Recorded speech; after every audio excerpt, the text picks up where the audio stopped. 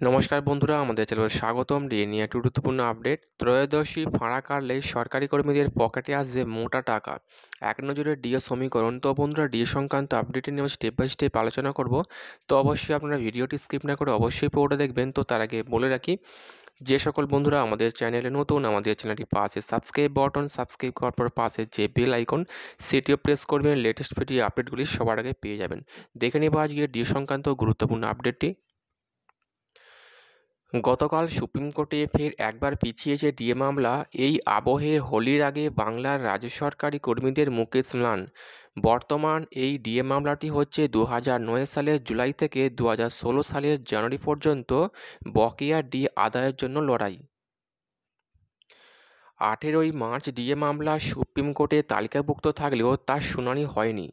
এর আগে গত 5ই ফেব্রুয়ারি সুপ্রিম কোর্টে ডিএ মামলার শুনানি হওয়ার কথা ছিল, তবে ফের একবার তা পিছিয়ে যায়। এর আগে গত 2023 সালের 1 ডিসেম্বর মামলাটি দশমবারের মতো শুনানির জন্য তালিকাভুক্ত হয়েছিল, তবে সেদিনও মামলার শুনানি হয়নি।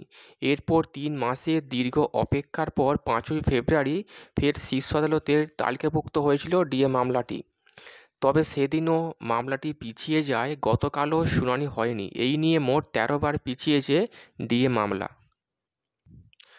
উল্লেখ্য, বাংলায় 2020 সালে রাজ্য ষষ্ঠ বেতন কমিশন চালু হওয়ার পরে 3% ডিএ বেড়েছিল।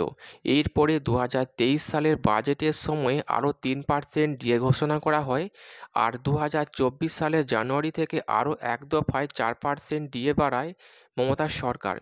এরপর মে মাস থেকে কার্যকর হবে আরও 4% ডিএ। এরই মাঝে কেন্দ্রীয় সরকারি কর্মীদের ডিএ একাধিকবার বেড়ে 50% হয়েছে, আর বাংলা আটকে 14%। আর বর্তমান এই ডিএ মামলাটি হচ্ছে 2009 সালের জুলাই থেকে 2016 সালের জানুয়ারি পর্যন্ত বকেয়া ডিএ নিয়ে। ডিএ মামলা জয় এলে পদ অনুযায়ী কোনো সরকারি কর্মী পাবেন 2 লাখ টাকা, কারো অ্যাকাউন্টে ঢুকবে 4 লাখ টাকা। যেমন গ্রুপ ডি কর্মীরা প্রায় 2 লাখ বকেয়া পাবেন, গ্রুপ সি কর্মীরা 2,20,000, গ্রুপ বি কর্মীরা 3,10,000 এবং গ্রুপ এ কর্মীরা প্রায় 4 লাখ টাকা পর্যন্ত মামলার জয় এলে। প্রসঙ্গত, সুপ্রিম কোর্টে ডিএ সংক্রান্ত যে মামলা চলছে সেটা পঞ্চম বেতন কমিশন সংক্রান্ত। 2016 সাল থেকে সেই মামলা চলছে, যা state administrative tribunal Kolkata high court হয়ে সুপ্রিম কোর্ট এসছে। প্রথমে স্যাটে জয় পেয়েছিল রাজ্য সরকার, তারপর থেকে প্রতিটি ক্ষেত্রে জয় পেয়েছেন রাজ্য সরকারি কর্মীরা। উল্লেখ্য, গত 2022 সালের 20শে মে হাইকোর্ট নির্দেশ দিয়েছিল যে 3 মাসের মধ্যে রাজ্য সরকারি কর্মীদের বকেয়া ডিএ মিটিয়ে দিতে হবে। সেই রায়কে চ্যালেঞ্জ করে রিভিউ পিটিশন দাখিল করে রাজ্য সরকার, তা খারিজ হয়ে যায়। তারই মধ্যে রাজ্যের বিরুদ্ধে আদালত অবমাননার মামলার দায় হয়েছিল 3টি রাজ্য সরকারি কর্মী সংগঠন।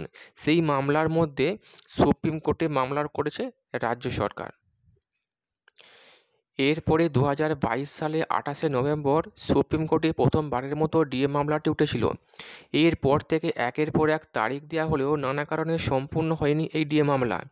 হাইকোর্টের নির্দেশ মেনে নির্দিষ্ট সময়ের মধ্যে বকেয়া ডিএ না দেওয়ায় রাজ্য সরকারের বিরুদ্ধে আদালত অবমাননার মামলা দায়ের হয়।